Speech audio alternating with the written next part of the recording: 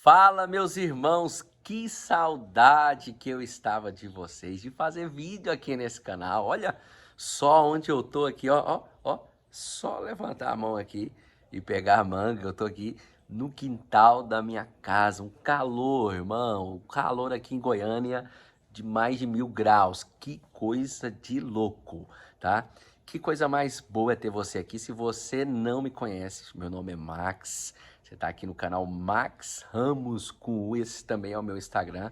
Segue lá, que lá também tem muito conteúdo.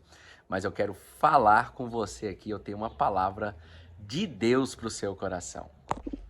Meus irmãos, eu acredito de verdade, com todas as minhas forças, que o assunto que eu quero falar com você através desse vídeo é um assunto que queima no coração de Deus.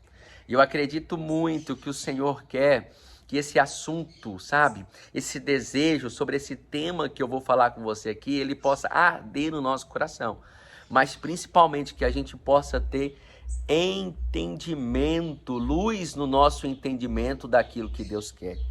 Sabe, quando eu olho para a criação de tudo, lá no início de todas as coisas em Gênesis, nós percebemos que Deus dá a Adão muitas coisas ali. Dentre elas, representá-lo na terra, cuidar da sua família, replicar o conhecimento de Deus às próximas gerações.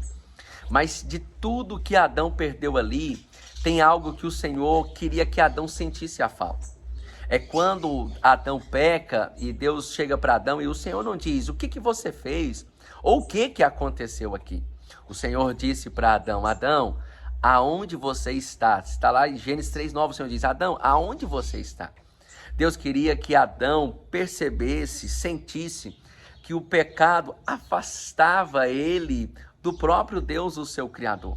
Porque todos os dias, pela viração do dia, o Senhor vinha ter comunhão com Adão, falar com Adão como um amigo, falar com Adão como um pai. E daquela hora, não sei se por causa já do ego, se por causa já da natureza pecaminosa, Adão não entrou pelo caminho do arrependimento. A partir dali, Deus começou a construir o caminho de volta, apesar de já no Éden original, o Cordeiro de Deus já está sendo sacrificado. Deus instituiu naquele momento o sacrifício na terra. Quando Adão peca e percebe que está nu, Adão veste folhas de figueira no seu corpo nu. E os teólogos dizem, mas não precisa ser teólogo para saber disso, que uma folha de uma vegetação no seu corpo nu, ela vai incomodar, ela vai pinicar, ela não vai tampar o seu corpo todo. É como se Adão estivesse tentando providenciar com as suas próprias mãos, com as mãos humanas, a sua própria salvação. Mas naquele momento, o amor de Deus, a misericórdia de Deus, o Senhor veste Adão e Eva de peles de animais. Claro que o Senhor sacrificou pelo menos, no mínimo, 2 animais para poder vestir Adão e Eva. A partir dali, Deus institui o sacrifício na terra e Deus ensina para Adão o sacrifício. Tanto é verdade que Abel, um dos seus próximos filhos, fazia sacrifício. O livro mais antigo da Bíblia é o livro de Jó, e Jó fazia sacrifício.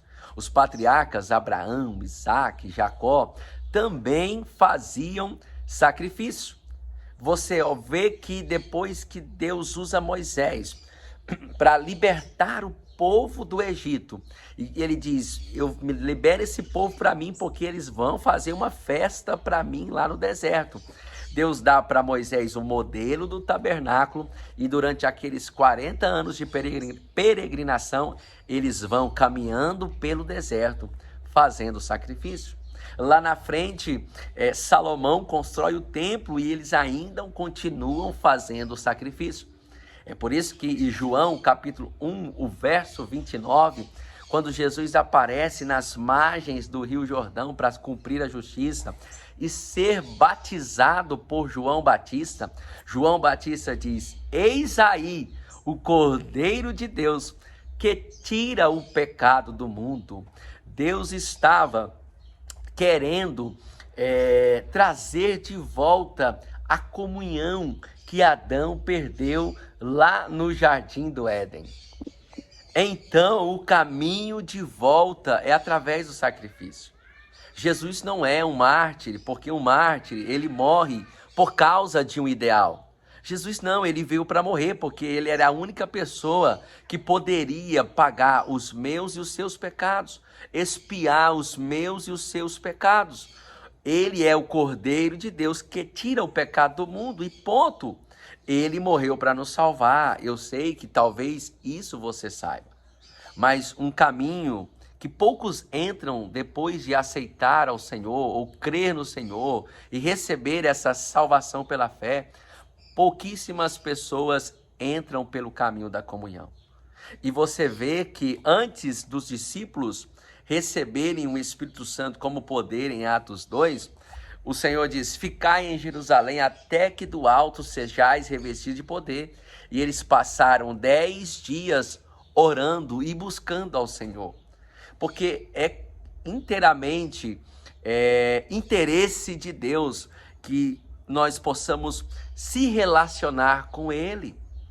Deus, ele na casa de Marta e de Maria nos mostra algo muito interessante. Enquanto Marta estava servindo ao Senhor, atarefada para lá e para cá, Maria estava aos pés do Senhor, recebendo a palavra. Eclesiastes 10:10 diz que se o machado não tiver corte, se faz mais força. E é só o Senhor que pode nos afiar e nos preparar para fazer a sua obra. O Watchman diz o seguinte: nenhum homem pode trabalhar para Deus sem antes ser trabalhado por Ele. Todo esforço, meu irmão, que a gente faz, que a gente se move, que não é por fé, que não é na direção de Deus, muitas vezes pode ser um sacrifício de tolo, ou nós estamos alimentando o nosso próprio ego. Antes de fazer qualquer coisa para Deus, nós devemos conhecer quem nós somos primeiro. Por quê? Porque lá no final pode correr o risco da gente ter feito coisas no nome dele, mas não ter feito coisas para ele.